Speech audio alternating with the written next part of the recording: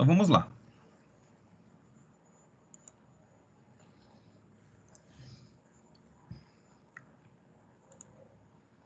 Então, essa é a nossa aula de número 3 da microbiologia, de princípios aplicados ao diagnóstico microbiológico, e nós iremos abordar técnicas de inoculação, técnicas de isolamento, técnicas de contagem e de identificação microbiológica.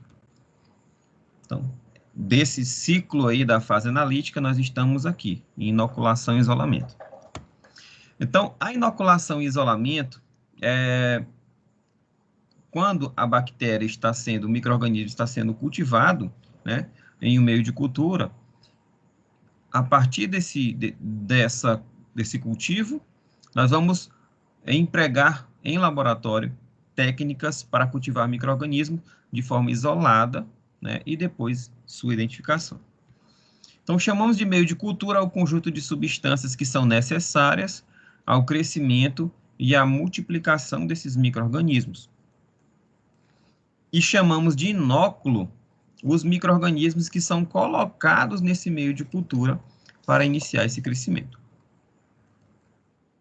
Qual a finalidade de se fazer um inóculo do micro-organismo nesse meio de cultura? É obter o crescimento do micro-organismo no meio de cultura.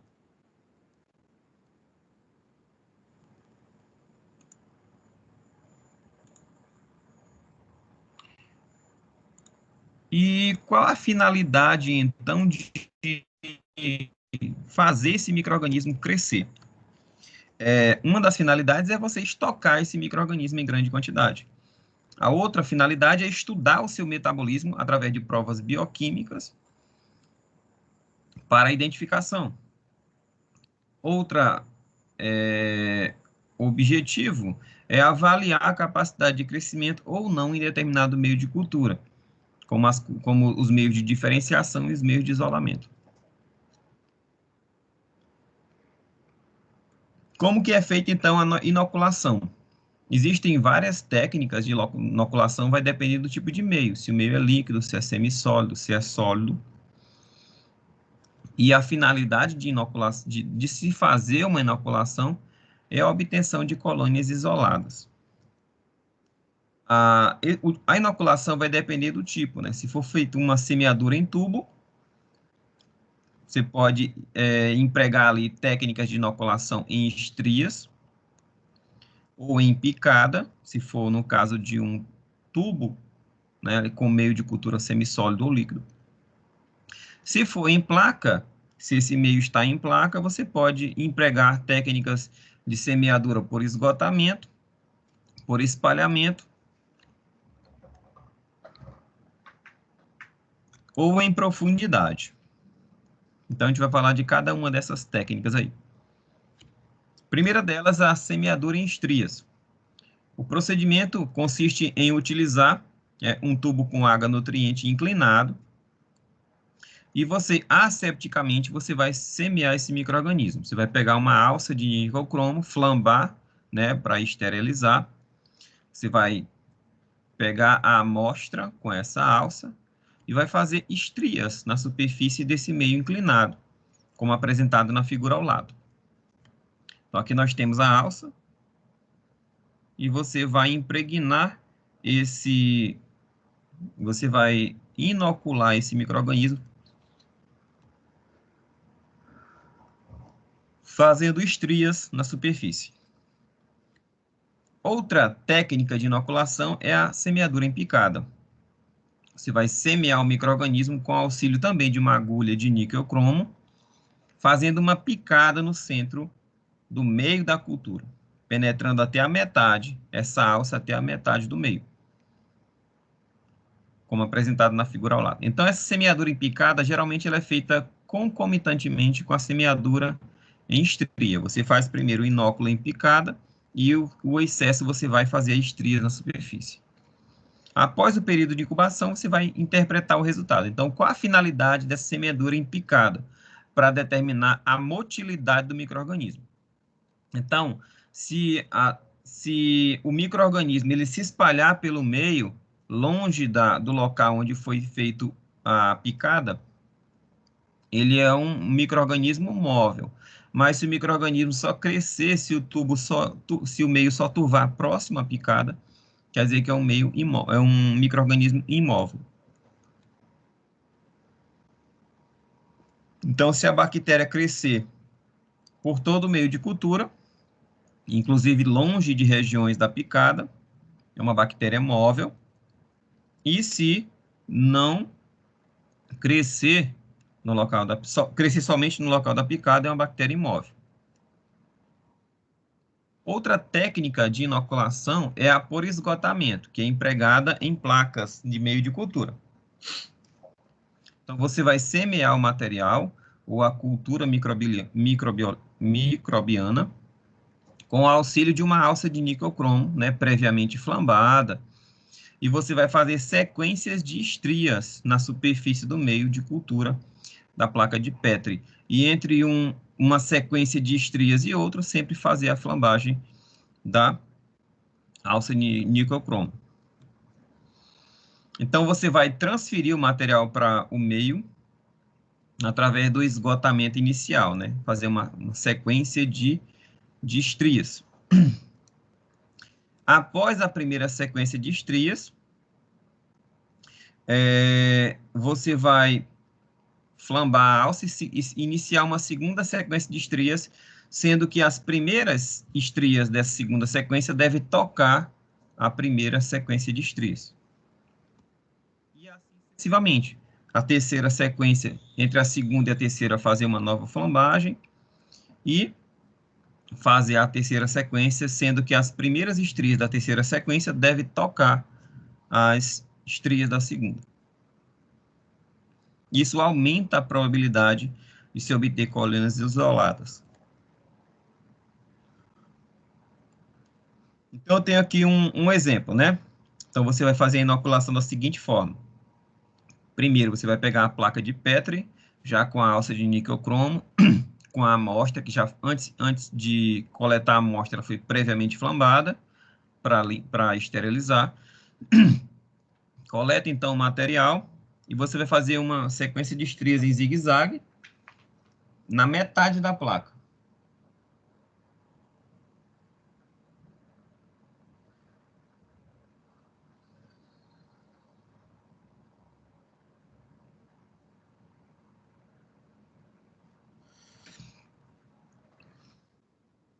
Depois que se iniciar a segunda sequência, você vai girar a placa em 90 graus, né, e vai fazer as estrias até 1/4 da placa. Sempre as primeiras estrias da segunda sequência tocar a sequência inicial. Então, como uma alça foi flambada, as primeiras estrias da segunda série, devem sobrepor as da série anterior. Deixa eu só fazer essa pequena correção aqui.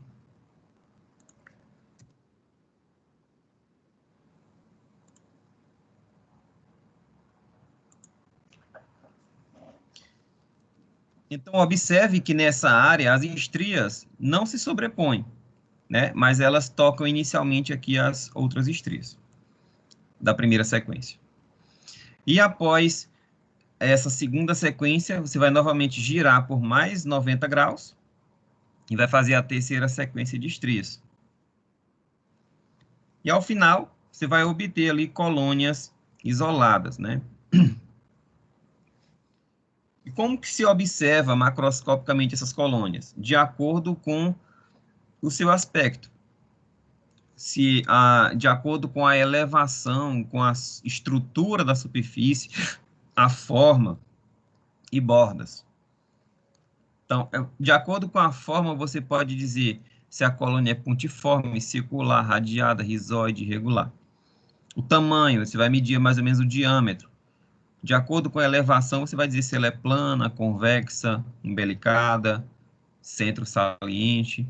Então, existem várias características que se podem visualizar na colônia de forma macroscópica, que pode ajudar na identificação.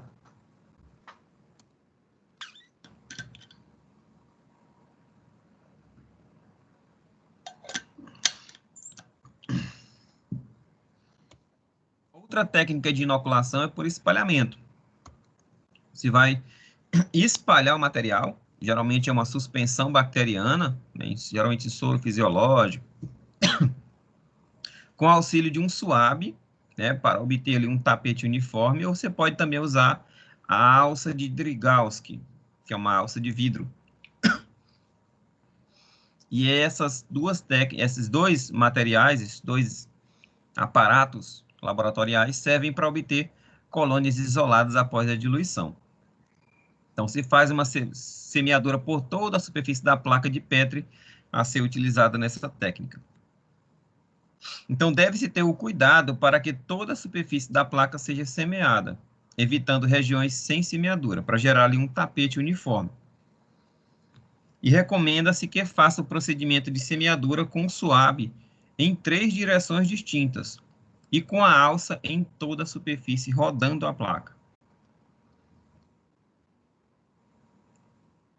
Aqui nós temos um esquema que mostra a sequência de eventos para a técnica de semeadura por espalhamento.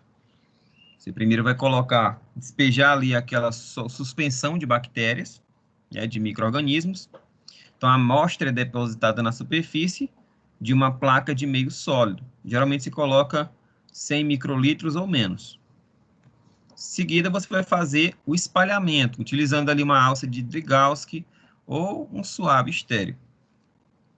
Então, a amostra é espalhada de forma homogênea na superfície com auxílio de uma alça de vidro estéreo, né? A alça de vidro, você pode flambar ela também para esterilizar, ou suave esterilizado também, né?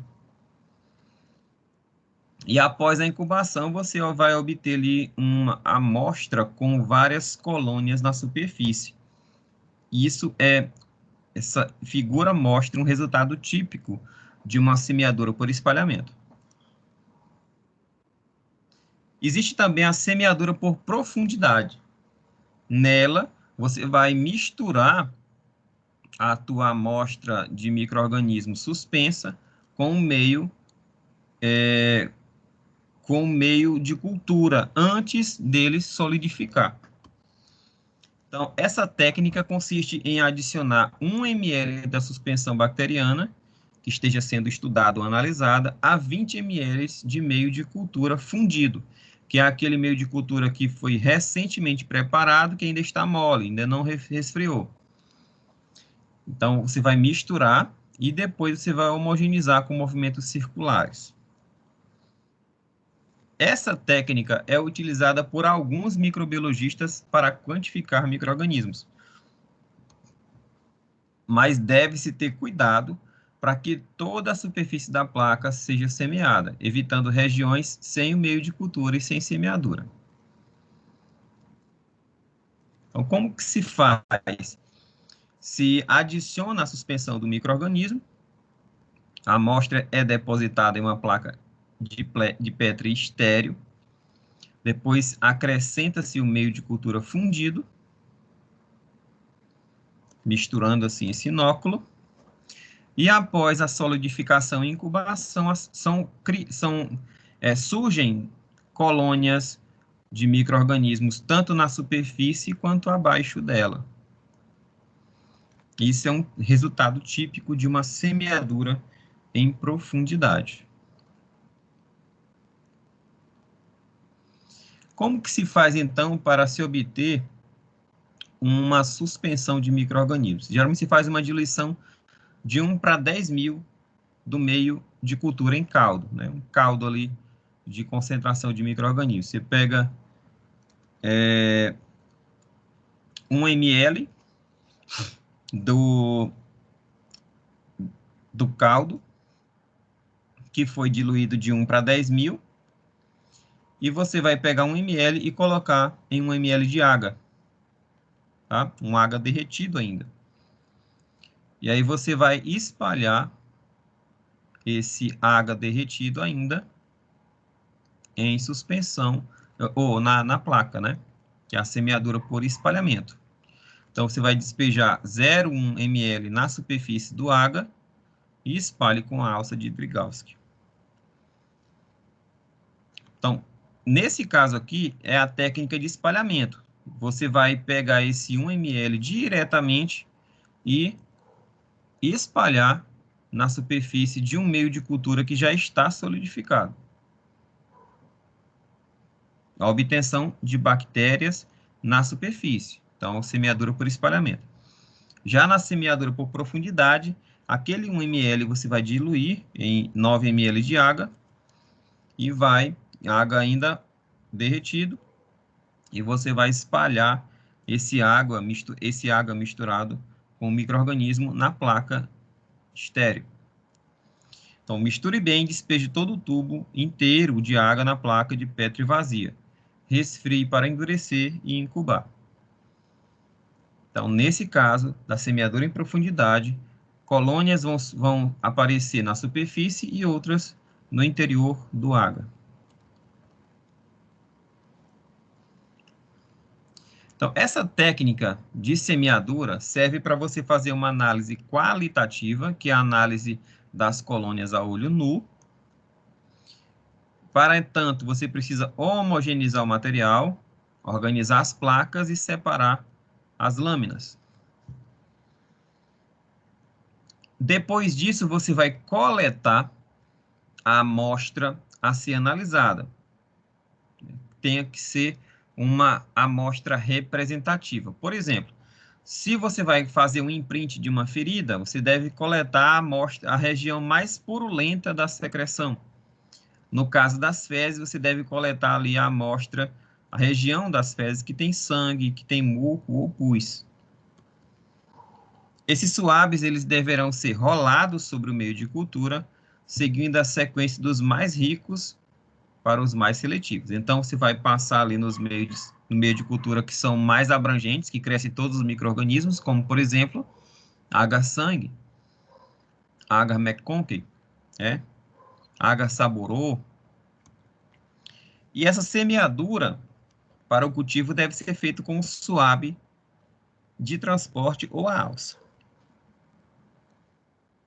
A semeadura deverá ser de forma a obter um gradiente decrescente da concentração do inóculo.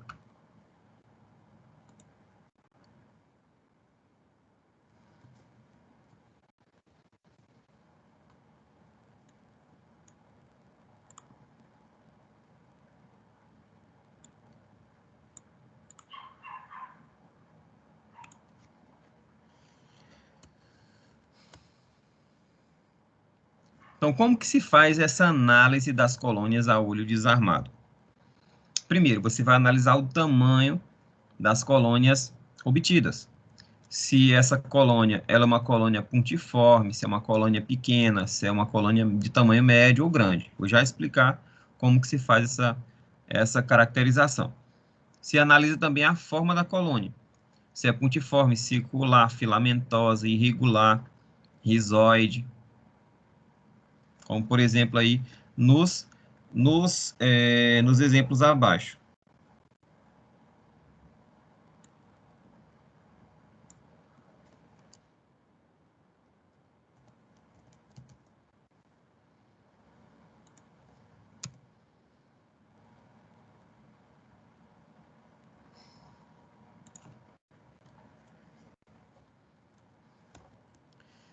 Também se deve analisar a elevação dessa colônia. Se é uma colônia plana, se é uma colônia mais elevada, convexa, em formato de cratera ou papilada, de acordo com o gabarito aí embaixo. Também se deve analisar a margem das colônias. Se é uma margem inteira, ondulada, lobulada, filamentosa ou espiral. Também se deve analisar a cor dessa colônia em determinado meio de cultura. Como que se faz, então, após essa análise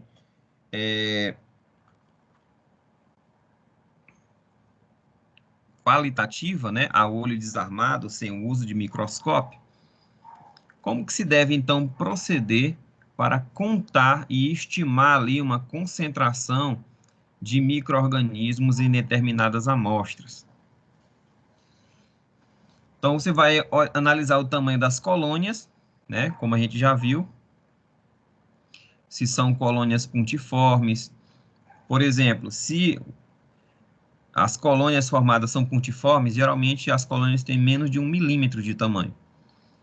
E quais colônias apresentam essa característica? Vamos dar exemplo de duas aí. Lactobacillus plantarum e a Enterococcus faecalis. Tem colônias que têm um tamanho pequeno, como por exemplo, e tamanho pequeno geralmente é de 1 a 2 milímetros de diâmetro. Quais são as colônias, quais são os micro-organismos que apresentam colônias desse tamanho? Pneumococcus, de diversas espécies, as Acinetobacter e as Shigella. Tamanho médio é de 2 a 3 milímetros de diâmetro, como, por exemplo, Enterococcus, acho que aqui Staphylococcus aureus.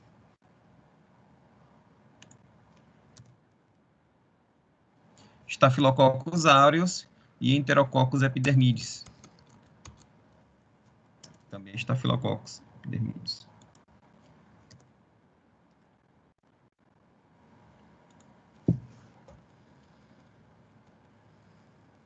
E de tamanho grande, quando o diâmetro é maior que 3 milímetros, são o caso da Enterobacter, Pseudomonas e Proteus.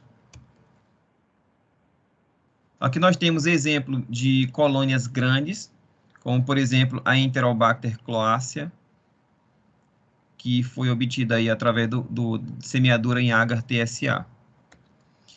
Uma colônia de tamanho médio, como o Staphylococcus aureus, semeado em agar manitol salgado. E colônias pequenas de Streptococcus pyogenes em agar-sangue.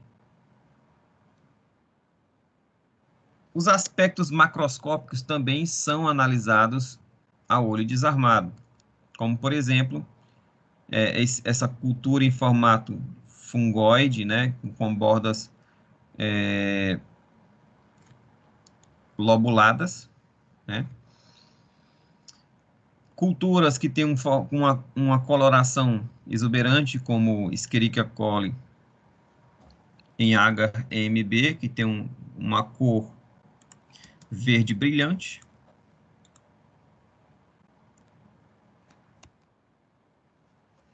E a Klebsiella pneumonia, que tem uma cor rosada, leitosa, que tem uma característica mais úmida, quando semeada em agar McConkie.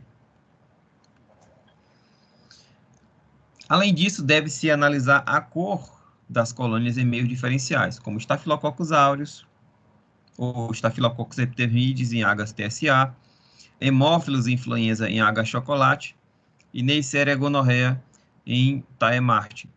Então, percebam que essas colônias têm basicamente a mesma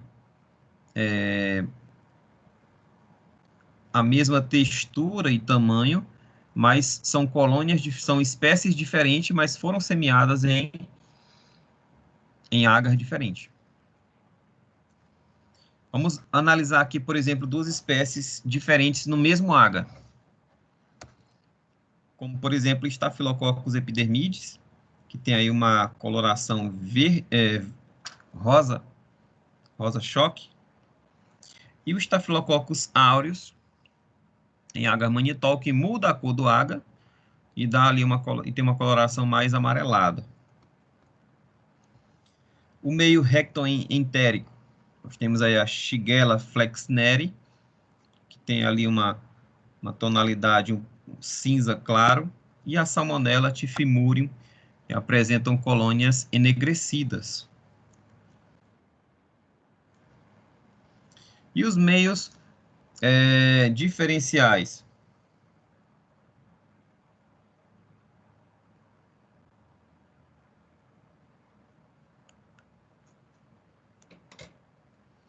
Como, por exemplo, o agar EMB, Eosine Methylene Blue. Nós temos aí estrias de colônias Staphylococcus enteritidis. Essas colônias, elas são lactose negativo, né? Porque esse agar, ele contém lactose. Quando a colônia fermenta a lactose gerando ácido lático, muda o meio para um meio mais ácido e a colônia fica mais transparente, porque existe um indicador nesse meio de cultura, que fica transparente e meio ácido. A Klebsiella pneumoniae, que tem uma tonalidade mais arroxeada, ela já é lactose positivo, ela já fermenta a lactose. E a Escherichia coli, que adquire ali um verde metálico, brilho verde metálico, e ela também, ela fermenta a lactose. Outro meio seletivo bem interessante é o agar merconkey. Ele tem cristal violeta na sua composição, que impregna ali nas bactérias gram-positivas, né? Lembra lá da coloração de gram. E aí, só que esse cristal violeta, ele impede a proliferação dos micro-organismos gram-positivos, mas não impede os gram-negativos. Por isso que ele é seletivo para bactérias gram-negativas. Ele é um meio seletivo, contém sais biliares e cristal violeta. As gram-negativas, elas crescem, mas as gram-positivas não têm crescimento. Por quê? Porque o cristal violeta adere na parede bacteriana das gram-positivas e impedem o seu crescimento.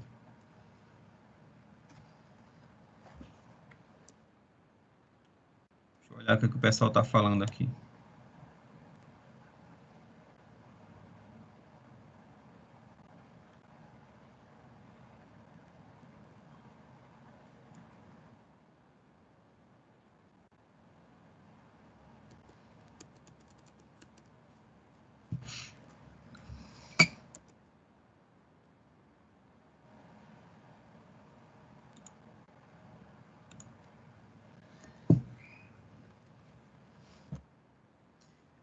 Ela também é um meio, além de seletivo, porque ele seleciona quem cresce, né? Cresce gram-negativo e não cresce gram-positivo. Ele também é um meio diferencial, porque ele vai diferenciar bactérias que fermentam lactose, que geram colônias avermelhadas, rosadas ou lilás, das bactérias que não fermentam lactose, que se tornam em colônias incolores. O H-sangue, ele também serve para analisar o padrão de hemólise, né? Para saber se o micro-organismo tem capacidade de destruir as hemácias encontradas no meio H-sangue. Então, nós temos aí bactérios Bacillus cereus, né? Que são beta-hemolíticos, chamados de hemólise completa ou beta-hemólise, que destroem totalmente as hemácias. O Streptococcus pneumonia, que são alfa-hemolíticos ou causam uma hemólise incompleta. E os enterococos, que geram uma gama-hemólise, também chamado de falsa hemólise. Então, nós vimos aí como que se pode fazer essa análise prévia a olho desarmado, e agora vamos passar para os métodos de contagem de colônias bacterianas. Então, no método de contagem, você pode estimar o total de bactérias totais, através da contagem microscópica, da turvação do meio, contagem turbidimétrica, ou você pode contar apenas as bactérias viáveis, as vivas, através da análise da atividade metabólica, né, da mensuração da atividade metabólica, da determinação do número mais provável, ou DNM, ou NMP, através da contagem em placa,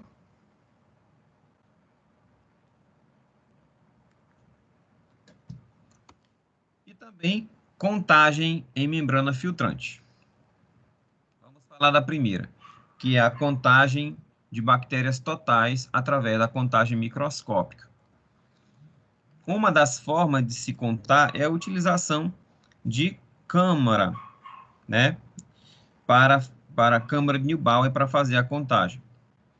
Então, se utiliza ali uma área quadriculada contendo 25 quadrantes grandes, né, esse poço onde se vai colocar a suspensão bacteriana tem um volume total de 0,02 milímetros cúbicos. Então, esse 0,02 equivale a 2 vezes 10 a menos 5 ml. Então, se num quadrante eu encontro ali 225 células, eu vou multiplicar por 10, totalizando 250 células. Então, se 250 células eu encontro em um volume de 2 vezes 10 a menos 5 ml, X eu vou encontrar em 1 ml. E aí eu faço uma regrinha de 3 e encontro o valor de bactérias em 1 ml da amostra, totalizando 1,25 vezes 10 a sétima bactérias por ml das células, de células bacterianas, totais, tanto vivas quanto mortas. As principais características dessa técnica de contagem microscópica? Quais os pontos positivos e negativos? Então, ele é um método de contagem direto, você vai ver o micro-organismo, então você não vai analisar uma substância que a bactéria produz, você vai ver o micro-organismo e contar ele. Só que ele conta tanto células vivas quanto células mortas, não dá para distinguir células vivas e mortas, a não ser que a bactéria seja móvel e você analisa ali as células que estão com motilidade. Ela é mais adequada para amostras líquidas, porque impossibilita você contar bactérias em uma amostra sólida. Você vai ter que fazer uma diluição, né, uma semeadura dessa amostra sólida em um caldo, para depois, então, fazer essa determinação. E a amostra deve possuir pouco material particulado, poucas partículas, né? Porque se houver pedaços muito pequenos, eu posso confundir aqueles micropedaços com bactérias e gerar uma contagem acima do estimado, uma estimativa acima do verdadeiro. E, lógico, a quantidade de bactérias deve ser elevada, porque se eu tiver uma quantidade muito baixa, eu vou apresentar um erro de contagem ou até nem conseguir identificar essas bactérias. Mas é um meio muito fácil, principalmente para culturas monomicrobianas e de células isoladas, porque se tiver ali 2 ou mais cepas de bactérias, eu não vou conseguir identificar e separar, contar de forma separada essas cepas. Essa técnica não é adequada para bactérias móveis, porque às vezes você contou uma bactéria, ela saiu, ou você acaba contando ela 2 vezes ou mais, ou você acaba deixando de contar um micro-organismo, porque ele saiu da região de contágio. Então, deve ser a bactérias imóveis. Mas é um teste muito rápido e com resultados praticamente imediatos. Mas os resultados podem ser bastante influenciados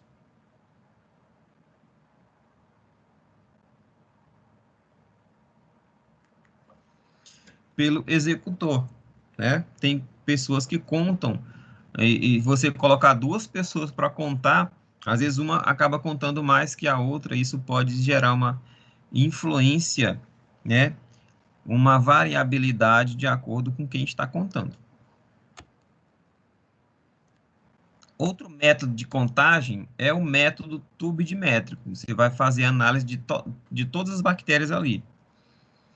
O método turbidimétrico é uma medida direta de turvação. Você vai medir quão turvo está aquele meio e vai fazer uma inferência daquela turvação com o total de bactéria. Quanto mais turvo, mais micro-organismo. Só que a turvação da amostra bacteriana, ela vai ser determinada espectrofotometricamente. Um equipamento de espectrofotometria, que você já deve estar habituados, já deve ter feito doseamentos bioquímicos no espectrofotômetro. E ele analisa ali a capacidade de uma amostra absorver luz, não deixar a luz passar pela amostra.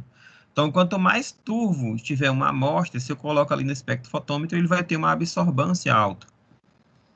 E aí essa absorbância vai ser diretamente proporcional ao total de micro-organismos. Então, eu vou colocar a minha amostra numa cubeta e colocar para ler no espectrofotômetro. Outra forma de fazer contagem de bactérias totais por métodos turbidimétricos é através da medida da turvação por comparação com a escala padrão, né? Então, você vai comparar a turvação da tua amostra com padrões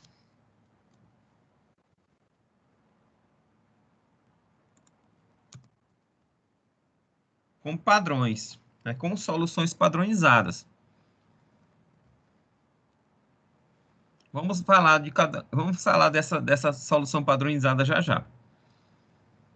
Então, vamos falar primeiro da medida direta da turvação, que é através da espectrofotometria.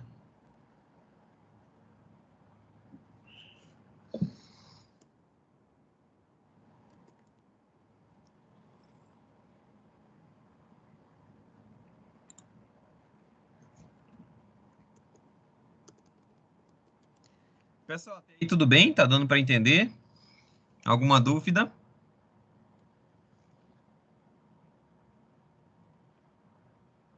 Tranquilo?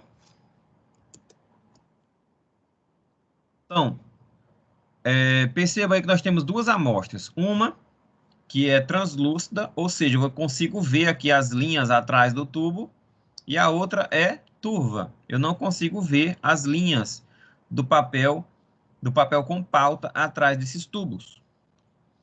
Eu vou colocar as minhas amostras no espectrofotômetro, e aí esse espectrofotômetro, o que é que acontece?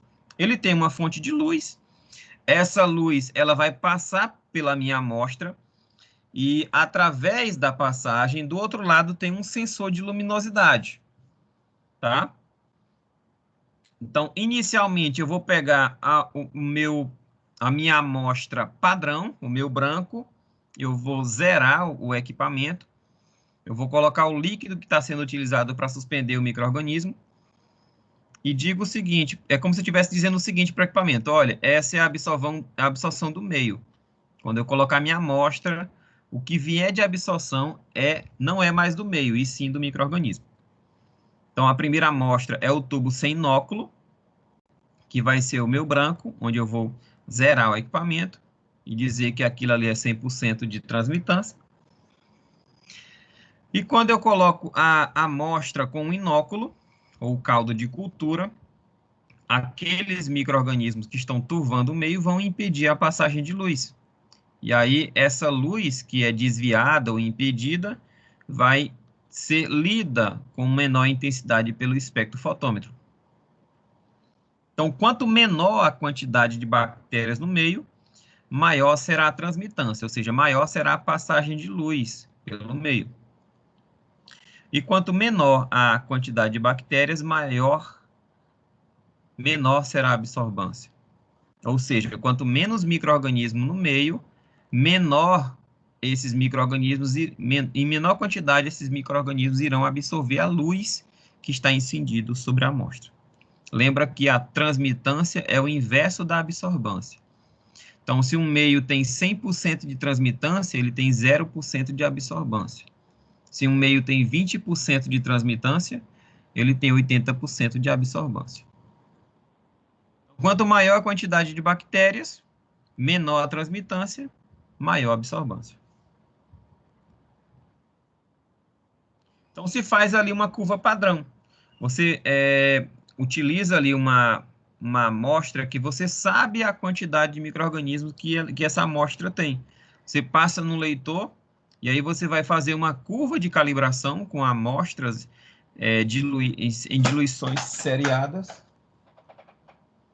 Em diluições seriadas, né? Fazer uma curva de calibração e depois você vai colocar a sua amostra e através dessa curva você vai identificar a concentração do micro-organismo. Então, por exemplo, eu fiz aqui a minha curva de calibração e aí, quando eu passo a minha amostra, eu encontro a absorvância de 0,6. Através dessa curva de absorvância, eu consigo determinar que a absorvância de 0,6 é para uma amostra que tem 3.000 bactérias por ml. Vamos supor que a absorvância deu 0,2.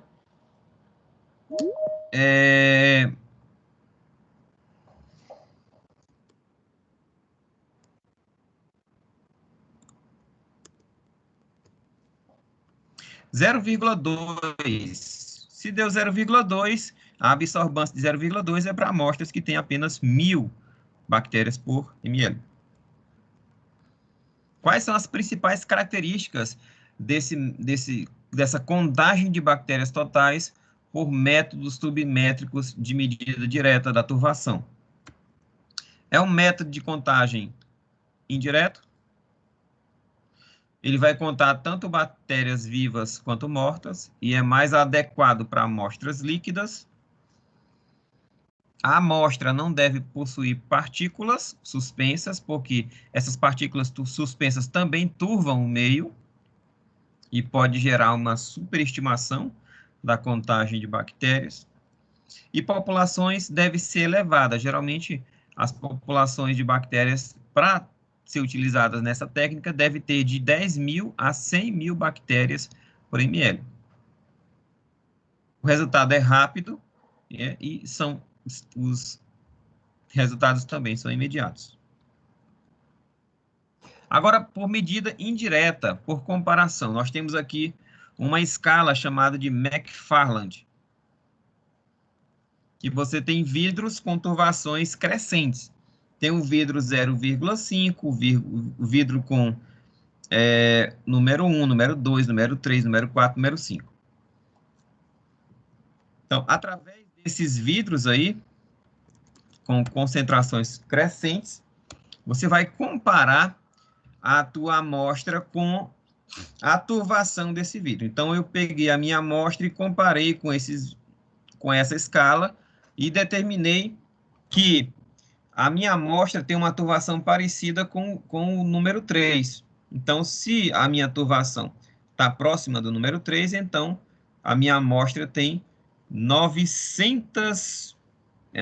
vezes 10 à oitava bactérias por ml. Se está parecido com o número 5, então ele vai ter 1,5 vezes 10 à nona bactérias por ml. Tá? Então, é um método comparativo. Qual a principal característica desses métodos? Desse método? É um método de contagem também indireto. Você vai contar tanto células vivas quanto mortas. E é mais adequado para amostras líquidas. Essa amostra não deve possuir particulado. E a população também deve ser elevada. É também um teste rápido, com resultados imediatos. Mas os resultados dependem do executor. E são resultados um pouco imprecisos, porque pode ser que um executor ache que a turvação está parecida com o 4, o outro diga que parece com o 5, e aí essa indecisão, né,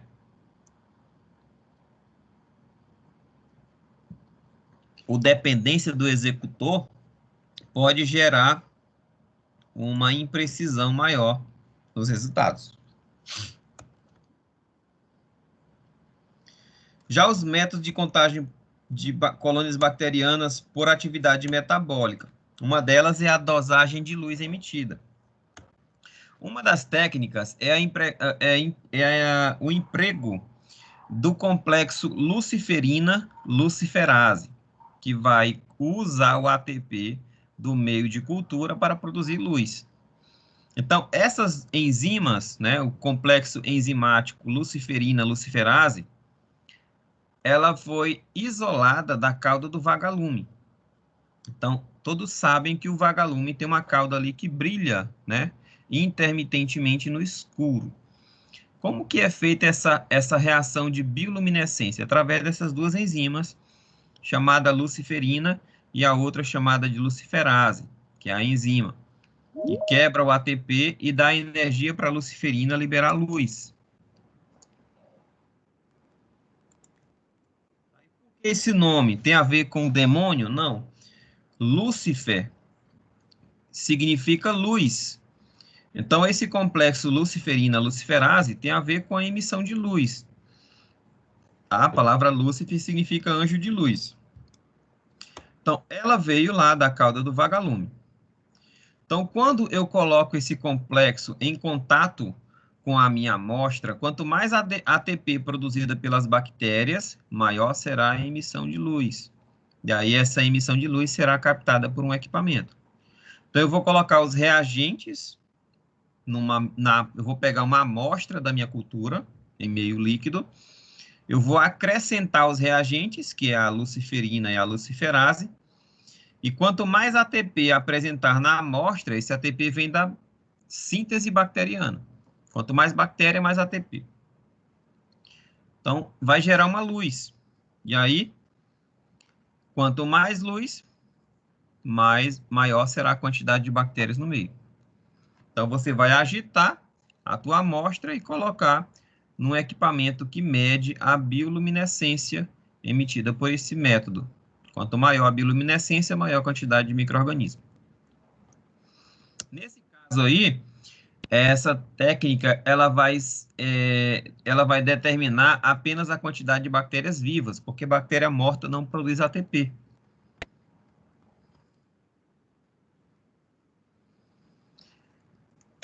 Existem outros métodos de determinação de atividade metabólica, geralmente utilizados em biotecnologia, né? Como, por exemplo, o consumo de vitaminas na cultura de micro-organismos está intimamente ligado com o crescimento, né? E produção de biomassa. Então, você pode ali determinar a quantidade de biomassa e fazer uma inferência na quantidade de micro-organismos. Quanto menor essa biomassa que foi consumida, maior a quantidade de micro-organismos. Também a utilização de carboidratos em culturas que fazem fermentação. Quanto menor a quantidade de carboidratos, quanto maior a redução do carboidrato, né? Isso quer dizer que a bactéria fermentadora consumiu esse carboidrato pelo seu metabolismo, gerando ácidos. Esses ácidos são quantificados, né, para determinar, através de reações de neutralização, e se determina ali de forma indireta a quantidade de bactérias vivas, viáveis. Então, quais são as principais características dessas técnicas de dosagem de metabólitos? É um método de contagem indireto. A população é determinada a partir da atividade metabólica das células. Se contam apenas células vivas e metabolicamente ativas, então aquelas bactérias esporuladas não vão ser levadas em consideração. E elas têm aplicações bastante específicas. Outra forma de contar micro-organismos, principalmente por bactérias viáveis, é a determinação do número mais provável. É muito utilizada em água, né? Análise de água. Então, você coleta ali a sua amostra, você vai levar ao laboratório e você vai fazer uma diluição. Você vai pegar 10 ml da amostra, fazer uma diluição seriada, 1 ml da amostra, fazer outra diluição seriada, e 0,1 ml da amostra, fazer uma terceira diluição seriada. E vai incubar. Resultado positivo, ele muda de cor. Resultado negativo, permanece na cor que estava. Então, se na de 10 ml, todas as 5 diluições turvarem, derem positivas, então eu tenho ali um número 5 para a diluição de 10 ml. No caso ali da de 1 ml, apenas 3 diluições deram positivas. Então, o número 3 para diluição para a série 1. E na série 0,1, apenas uma positivou, dando ali número 1 para a terceira série. E aí, através de uma tabela, eu consigo estimar o número de micro-organismos. Então, quais foram os números apresentados? 531. Eu vou lá na tabela e vejo que 531 equivale de 110, né? O número médio é 110, número mais provável. Mas pode variar de 40 a 300, com um intervalo de confiança de 95%. Então, o número mais provável de micro-organismos na minha amostra original é 110 micro-organismos a cada 100 ml. Qual a principal característica dos métodos, elas contam só células vivas, porque tem a ver com o metabolismo. É um método de contagem estatístico, né, por estimativa. É um método bem trabalhoso, muito caro, mas é muito útil para bactérias estressadas. Então, aquelas bactérias que têm um metabolismo lento, que estão num ambiente hostil, mesmo assim, elas vão ter ali uma identificação, uma quantificação mais fidedigna com essa técnica. Então, alimentos que estão, por exemplo, refrigerado, congelado, com alta acidez, com alto teor de açúcar ou de sal, com conservantes, geram bactérias estressadas naquele meio quando estão contaminadas. Então, se eu quero analisar ali uma carne, né, um leite, por exemplo, que está congelado, se para saber se aquele leite está contaminado, eu posso utilizar essa técnica de número mais provável. Outra forma é a contagem em placa, né? Se faz ali uma diluição em série da minha amostra e você vai determinar ali o total de colônias em cada uma das diluições. Vai pegar 1 ml da amostra, colocar em 9 ml de solução salina e vai fazer o plaqueamento da primeira diluição. Pega 1 ml dessa primeira diluição, coloca em 9 ml da outra, faz uma diluição de 1 para 100, faz também o plaqueamento. E assim sucessivamente, sempre pegando 1 ml da diluição e colocando na próxima, fazendo uma diluição de 1 para 10 sempre. Então, ficar 1 para 10, 1 para 100, 1 para 1000, 1 para 10.000, 1 para 100.000 e 1 para 1 milhão.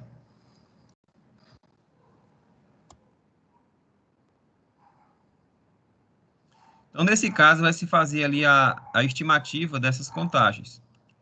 Contagem de colônias.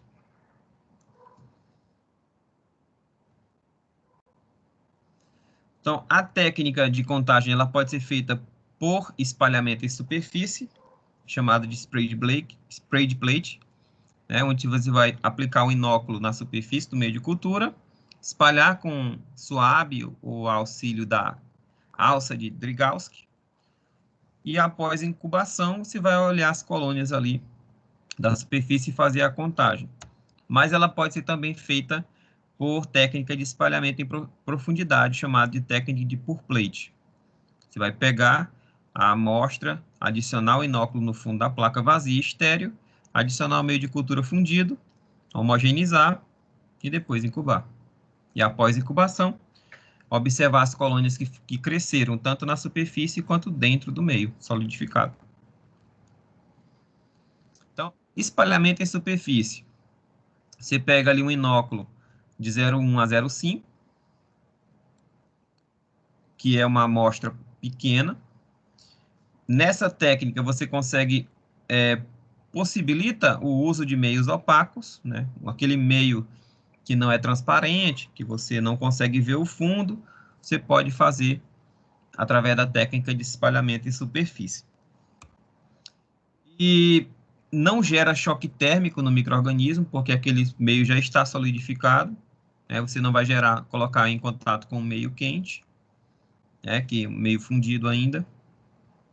E aí você vai encontrar bactérias, colônias na superfície do meio, como os exemplos aí abaixo. Já o espalhamento por profundidade, você também tem um inóculo maior, você precisa de uma amostra maior, de 1 a 5 ml. Nesse caso, você não consegue fazer a técnica de espalhamento ou pour plate em meios opacos, porque você não consegue ver as colônias que crescem no interior do meio. Ela é uma detecção, essa técnica tem uma detecção mais difícil de colônias no interior do meio de cultura. E existe, lógico, o choque térmico, quando você adiciona o meio de cultura ainda fundido, que pode ali gerar uma mortandade de micro-organismos. Então, aí nós temos exemplos aí de placas que foram semeadas na técnica de pour plate. Então, como o micro-organismo vai entrar em contato com um meio que está entre 45 e 50 graus Celsius, pode gerar ali uma morte de micro-organismos por esse choque térmico e gerar ali uma subestimação da quantidade de micro-organismos no meio. Então, a contagem em placa, ela vai analisar as colônias e a determinação da concentração vai ser o inverso da diluição da amostra, que é o fator de correção do volume do inóculo. Então, nós temos aí um equipamento para fazer contagem. Então, a determinação da contagem de colônias é feita através de unidades formadoras de colônias presentes na amostra. Então, você consegue ver micro-organismos isolados e também micro-organismos agrupados nessas colônias. Uma das técnicas de contagem em placa é o método da placa de contato, chamado de Rodak. Então, você vai fazer um imprint da tua amostra com a placa. Essa placa ela é graduada, ela é toda cheia de setores que ajudam na contagem. Essa placa já vem com o meio de cultura para você fazer o imprint. Depois que você faz o imprint ali, você vai semear aquela placa e depois fazer a contagem. Existem várias variações dessa placa de contato, né? Tem umas que parecem uns carimbinhos, tem outras que parecem um tablete de chocolate. Você consegue ali fazer o imprint. Tem umas que vêm já dentro de um tubo para semear e guardar depois. E outra forma de contar micro-organismos é através da filtragem por membrana filtrante. Nessa técnica, você permite a análise de grandes volumes, você vai passar uma quantidade absurda de líquidos ali, que vão ser filtrados, e após essa filtração, você consegue ali analisar os micro-organismos que ficaram retidos no filtro. Esse filtro, então, vai entrar em contato com o meio de cultura, e você vai semear esse meio de cultura e quantificar, então, depois, após a inoculação, após a semeadura desse meio. Certo? Após essa técnica de inoculação, isolamento, você pode também identificar micro-organismos através de coloração, né? Que a gente já falou, né?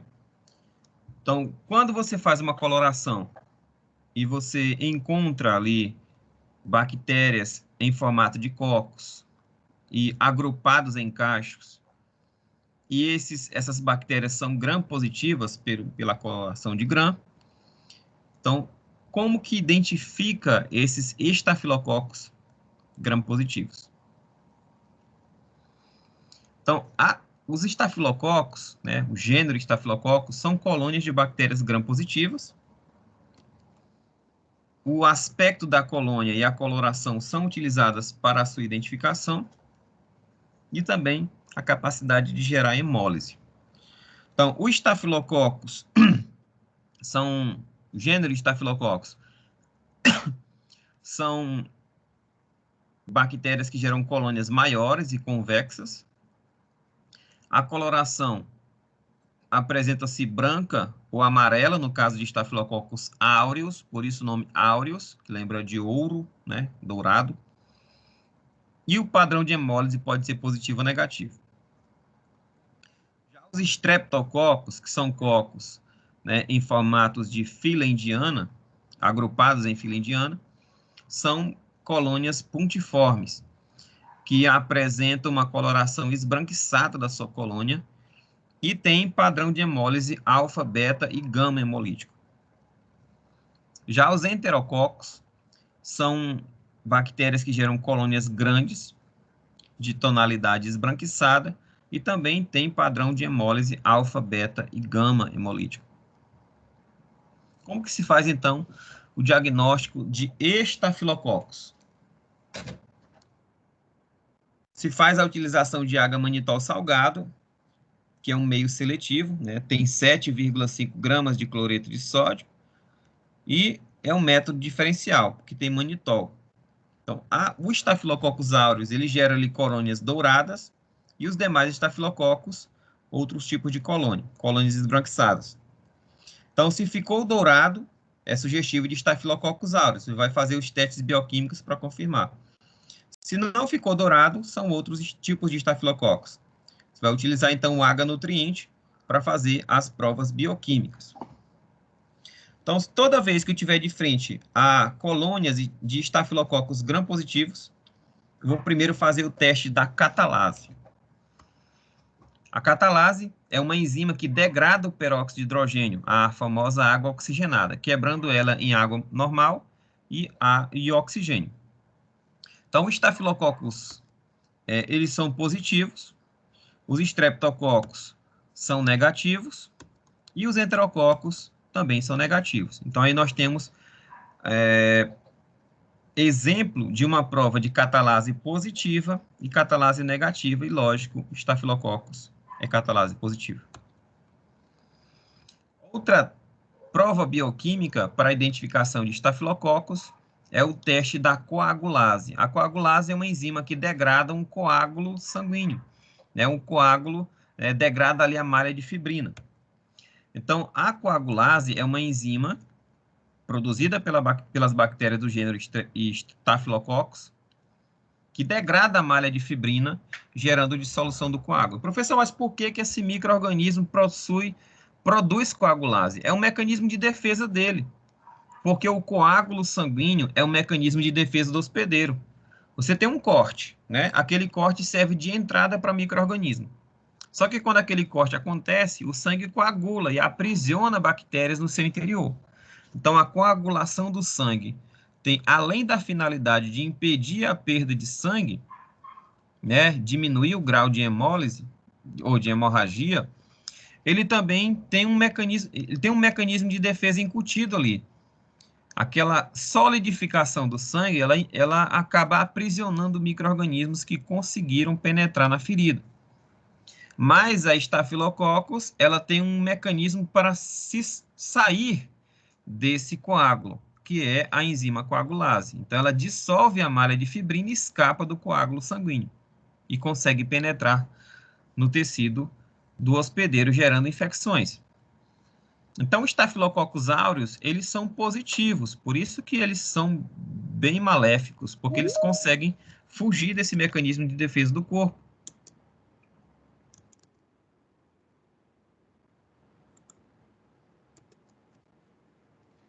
Então, perceba aí a guerra que nós temos entre as nossas armas, como, por exemplo, a coagulação do sangue, e as armas do hospedeiro. Professor, e o teste anterior? O teste anterior, qual a importância de uma bactéria produzir catalase? Por que a bactéria produz catalase? É um mecanismo de defesa também, porque os neutrófilos, quando fagocitam esse micro-organismo, dentro daquele fagossomo, ele vai liberar peróxido de hidrogênio, água oxigenada, para destruir esse micro-organismo, gerando um estresse oxidativo na bactéria. Só que a Staphylococcus, ela tem catalase, ela degrada esse peróxido de hidrogênio e consegue se proteger desse meio, né, oxidante do interior do neutrófilo. Então, percebam aí que nós temos defesa contra os micro-organismos, mas eles também têm o seu contra-ataque, os seus mecanismos de defesa. A gente precisa entender o porquê que esses micro-organismos têm essas técnicas, né? Não basta entender, o micro-organismo é coagulase positivo, mas por quê? A gente precisa entender o porquê disso, para poder... Fica mais fácil de entender o processo. Não só decorar, fulano é coagulase positivo, ciclano é coagulase negativo. Já os Staphylococcus epidermidis, eles são coagulases negativos, eles não têm essa enzima que degrada a malha de fibrina. Staphylococcus hemolíticos são negativos, Staphylococcus saprofíticos, negativos. Só os Staphylococcus aureus, do gênero Staphylococcus, que são positivos. E aí nós temos dois tubinhos com o sangue, com a malha de fibrina, né? O coágulo, né? Da malha de fibrina formada, e foi acrescentado ali um inóculo de micro-organismos. Gerou a degradação do coágulo, porque esse coágulo ele estava inclinado. E aí, quando o tubo ficou em pé, esse coágulo se desfez. Nós temos uma coagulase positiva, porque ela degradou ali a inclinação do tubo, e coagulase negativa. Outra prova bioquímica da Staphylococcus é a resistência à novobiocina, que é um tipo de antibiótico. Esse antibiótico diferencia Staphylococcus saprophyticus de Staphylococcus epidermidis, porque o epidermidis é sensível e o saprophyticus é resistente. Então, você coloca ali um meio de cultura com um disco de novobiocina, se for resistente, se eu tiver em dúvida entre quais desses dois se trata, eu vou impregnar a resistência à novobiocina. Se for resistente, é Staphylococcus epidermidis. Se for sensível, é saprophyticus. Mas eu só vou empregar essa técnica se eu tiver em dúvida entre esses dois, somente entre esses dois. Então, o que é resistente é o saprophyticus e o sensível epidermidis.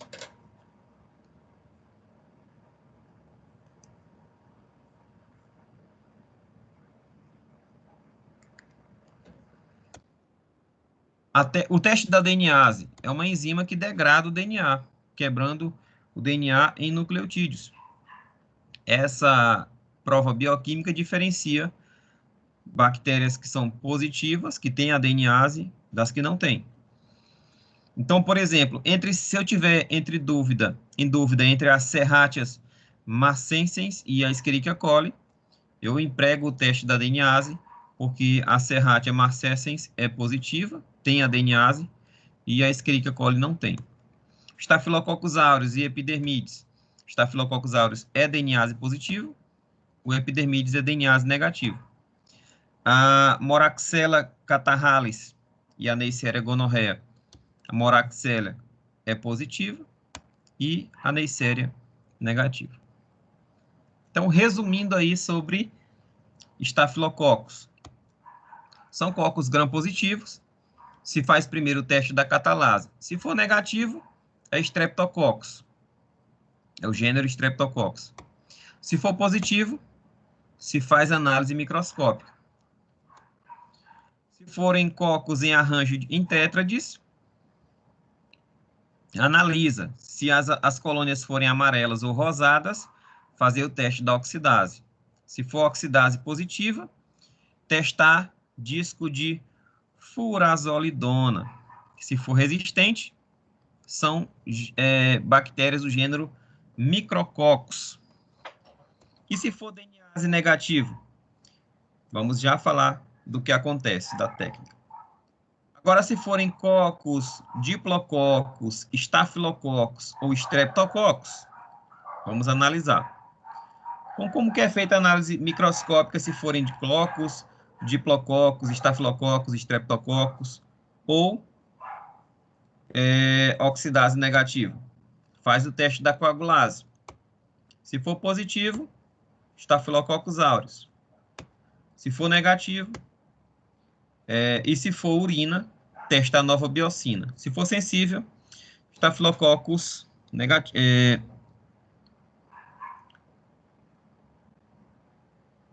Esqueci. Se for resistente a novobiocina, Staphylococcus saprophyticus. Rapidão, novobiocina. Vamos lá olhar aqui novobiocina. Tá aqui. Se for sensível, Staphylococcus epidermidis. Ó, se for sensível, Staphylococcus epidermidis. Se for resistente, é o saprophyticus. Então, novamente, Staphylococcus se faz a prova da catalase. Se for positivo, é o gênero Staphylococcus. Faz, então, a técnica da coagulase. Se for negativo, é um Staphylococcus coagulase negativo. Faz, então, o teste da suscetibilidade ou sensibilidade à novobiocina. Se for resistente, Staphylococcus saprophyticus. Se for sensível, Staphylococcus epidermidis. Se for coagulase positiva, Staphylococcus aureus. O Staphylococcus aureus também é DNase positivo.